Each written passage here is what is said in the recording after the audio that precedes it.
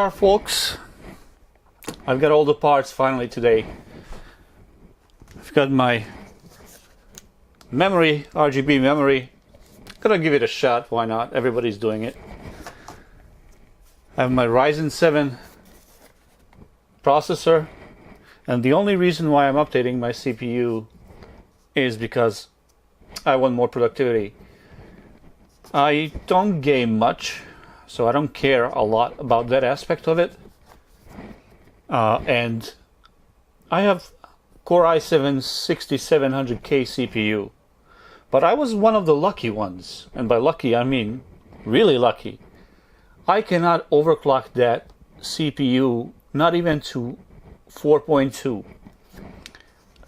What I've got is a dud that can go to, the best I got out of it was 4.13 with a lot of complaints. I've tried swapping the motherboards, tried 3 different motherboards, 3 different memory options, you name it, with that CPU. And it's running under an H110 cooler, the Corsair one. And the temps are awesome, the temps are fine, but I was never able to overclock that CPU. So what I'm expecting out of this, if I can get this to 4 gigs, which is gonna pretty much put it on par with my 6700K, that I should get at least 50% improvement, if not 75% improvement, between doubling the cores and threads, bigger cache, and same under these circumstances, because I can't overclock my Core i7 properly. This should give me huge performance bump. So let's see how that works out.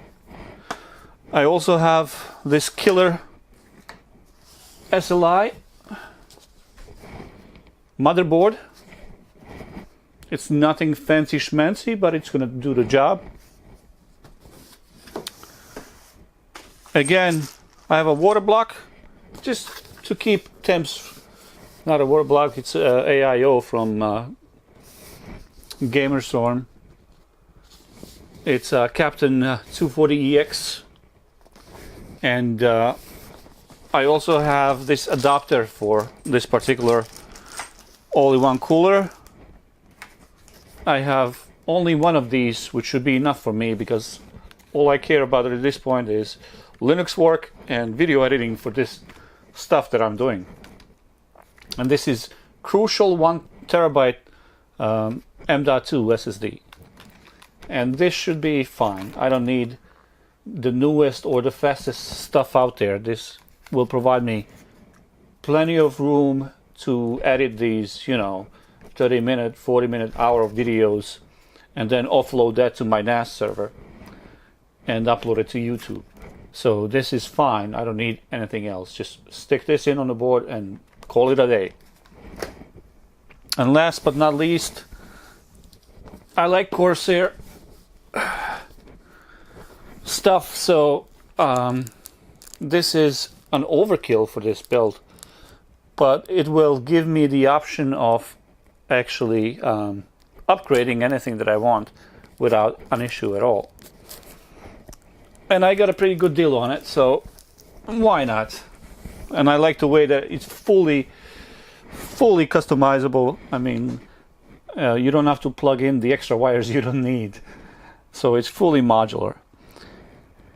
And actually I have extra white sleeved cables for this as well, which will come in nicely with this InWin. This is the first InWin 303 I've ever got my hands on, and it was fairly cheap.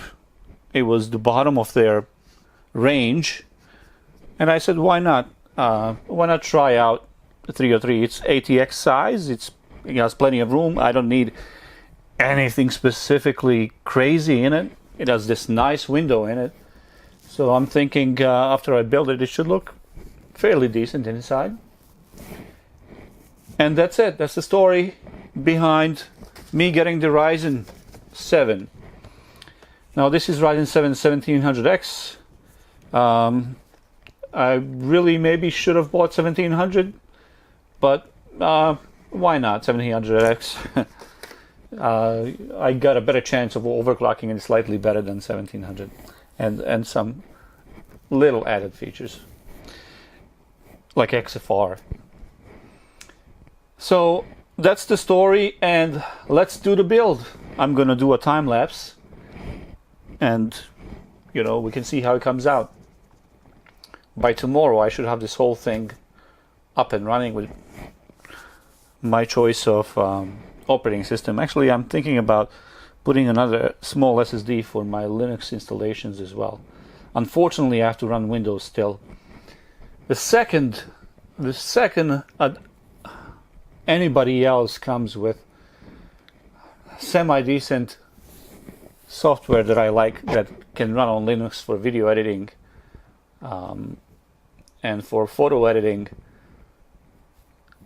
I'm switching over to Linux completely. I honestly don't have to run Windows for anything else at this point anymore. And as soon as I can completely switch over, I'm in it 100%.